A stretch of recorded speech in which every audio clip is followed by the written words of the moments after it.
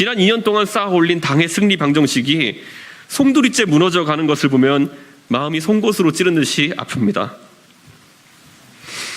결국 이 정권이 위기인 것은 윤핵관이 바라는 것과 대통령이 바라는 것, 그리고 많은 당원과 국민들이 바라는 것이 전혀 일치하지 않기 때문입니다.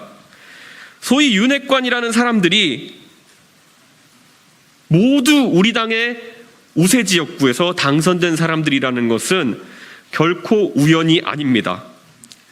경상도나 강원도, 강남 3구 등에서 공천만 받으면 당선될 수 있는 지역구에 출마하는 이들은 윤석열 정부의 성공을 통해서 딱히 더 얻을 것이 없는 사람들입니다.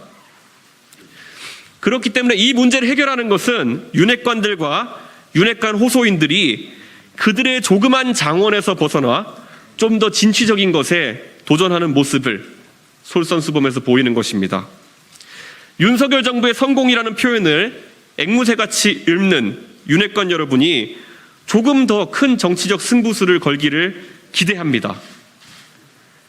이준석을 몰아내는 것에 정치적 노력을 기울이기보다는 권성동, 이철규, 장제원과 같은 윤핵관들, 그리고 정진석, 김정재, 박수영 등의 윤핵관 호소인들은 윤석열 정부가 총선 승리를 하는데 일조하기 위해서 모두 서울 강북 지역 또는 수도권 열세 지역 출마를 선언하십시오. 여러분이 그 용기를 내지 못한다면은 여러분은 절대 오세훈과 붙겠다고 결심했던 정세균, 황교안과 맞붙을 결단을 했던 이낙연을 넘어설 수 없습니다. 여러분은 그저 호가호위하는 윤핵관으로 남게 될 것입니다. 윤핵관들이 꿈꾸는 세상은 우리 당이 선거에서 이기고 국정 동력을 얻어서 미래 세대가 바라는 가치를 실현하는 그런 방향이 아닙니다.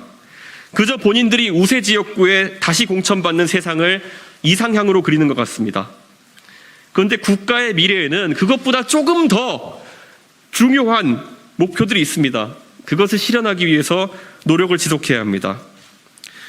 호가호위한다고 지목받는 윤핵관과 그 호소인들이 각자의 장원을 버리고 열세 지역구에 출마할 것을 선언한다면 어쩌면 저는 윤핵관과 같은 방향을 향해 손을 잡고 뛸 수 있을지도 모릅니다.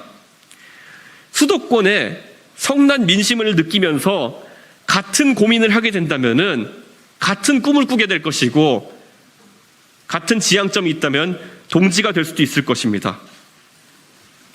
하지만 국민 모두가 알고 계시는 것처럼 윤핵관과 그 호소인들은 그런 선택을 할 리가 만무한 사람들입니다. 그렇기 때문에 저는 그들과 끝까지 싸울 것이고 그들이 가장 두려워하는 방식으로 가려고 합니다. 다음 주부터 더 많은 당원이 활동할 수 있는 공간을 공개하려고 합니다. 지방선거가 끝나고 당에서 프로그래머를 고용해서 추진하려고 하던 온라인상의 당원 소통 공간, 제가 직접 키보드를 잡고 프로그래머로 뛰어서 만들어내겠습니다. 그리고 지난 한 달여간 전국을 돌면서 저녁으로는 당원을 만나고 나머지 시간에는 당의 개혁과 혁신을 위한 방안을 담아내기 위해 써내려가던 당의 혁신 방향에 대한 책도 이제 탈고를 앞두고 있습니다. 저는 제가 할 수 있는 위치에서 모든 노력을 경주할 것이고 가처분 신청의 결과는 저는 법원이 절차적 민주주의와 그리고 본질적인 민주주의를 지켜내기 위한 결단을 해줄 것이라고 믿고 기대하겠습니다. 가처분 신청의 결과가 어떻게 나오더라도 당의 혼란이 가중될 것이라고 말하는 분들에게 되묻고 마치겠습니다. 그걸 알면 어쩌자고 이런 큰일을 벌이고 후폭풍이 없을 거라고 생각했습니까? 익명으로 지르는 문화에 익숙해져서 사고는 내가 쳐도 책임은 내가 지지 않는다는 그 생각으로 저지른 일입니까? 아니면 사퇴하고 다시 표결에 참여하는 후한무치한 모습을 보여도 2년이 지나면은 선거 때 국민들이 잊을 것이라고 생각하는 오만함입니까? 저는 이번에 노출된 당의 민낯, 적어도 그 민낯에는